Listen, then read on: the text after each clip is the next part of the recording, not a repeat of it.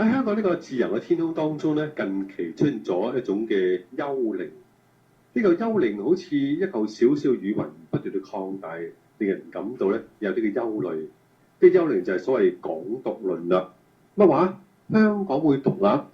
其實稍為有啲常識，稍為有啲判斷都知道，香港無論從任何條件去睇，都唔具備獨立嘅條件或者獨立嘅市場。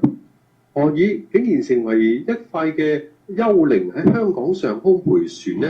呢就所謂左獨，左獨者就會將一啲嘢咧無限上綱。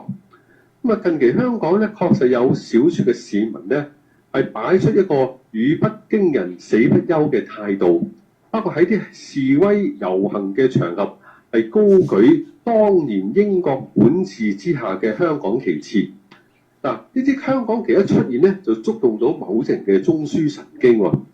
其實據我所理解，人嘅心態其實真係語不驚人死不休。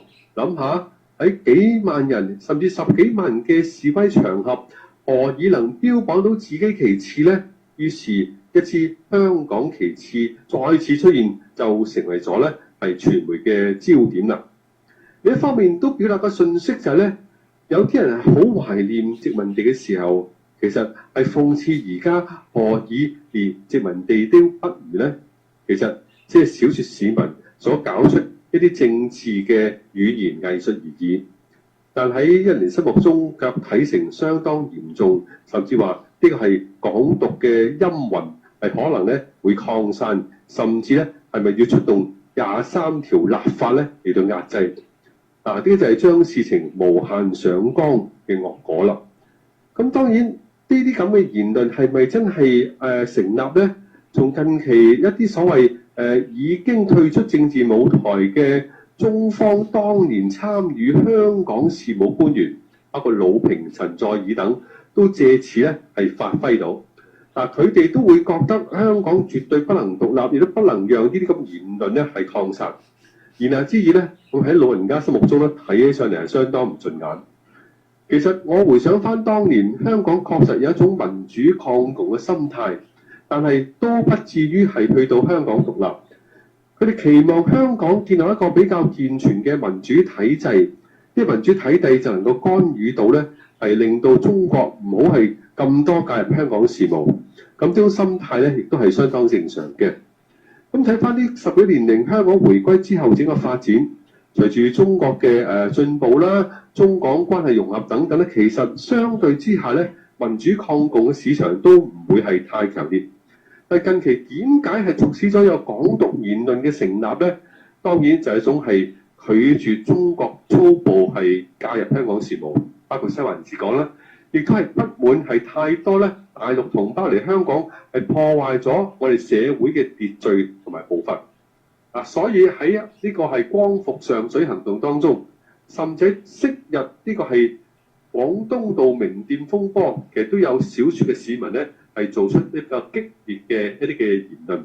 但係呢啲嘢絕對係不構成任何港獨嘅行動，以至思想嘅成立。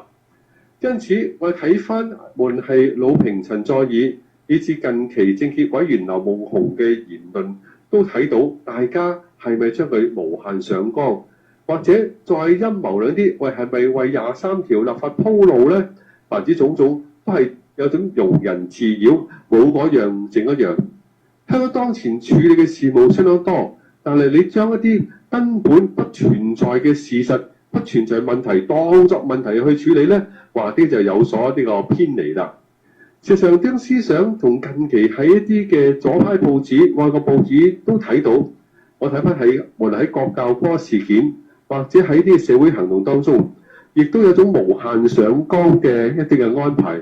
就喺從呢個即係外國報紙嘅報當中，會將一啲係社會行動嘅領袖咧，係將佢咧係歸邊，並且將佢嘅人物路線係從某啲嘅政治勢力聯繫咗，覺得呢啲人其實就代表咗某種政治力量係出嚟牽頭嘅。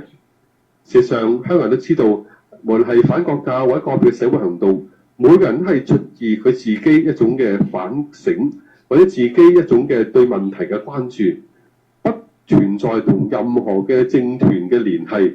有人唔信㗎。哇！點解10幾歲啲僆仔可以搞到個大型龐大嘅運動啊？事實上佢哋係苦心經營咗好長時間嘅。事實上香港民智已開，而就喺一啲所謂無限上綱下，凡事係搞呢個係極端嘅左嘅路線嘅人嚟睇到咧，佢就可能睇唔到咧香港嗰種嘅文明同埋進步啦。所以即係我喺度係同遠方嘅你講啦，香港不可能獨立，亦都冇條件獨立，亦都冇人想過香港獨立。所以我哋有時候係懷緬式嘅殖民地嘅統治，係因為對現政府種種不滿一啲嘅反射而已。